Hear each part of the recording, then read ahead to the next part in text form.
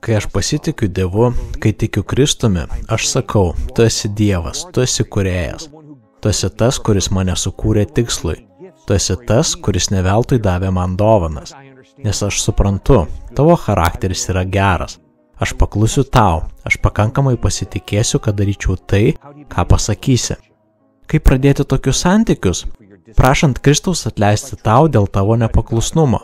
Pasitikint, kad jis kraujavo ir mirė ant kryžiaus, kad atleistų tavo nepaklusnumą, pasitikint, kad Kristus mirė ant kryžiaus, kad duotų tau amžiną gyvenimą danguje. Kai tu padarai tą sprendimą, Kristus atleidžia. Jis įdeda savo šventąją dvasią tavyje ir jis pradeda tavyje auginti troškimą jam paklusti ir duoda moralinę jėgą iš vidaus jam paklusti. Paklusnumas nėra išorinis veiksmas. Paklusnumas yra vidinis atsakas į Dievo meilę, į Kristaus patikimumą.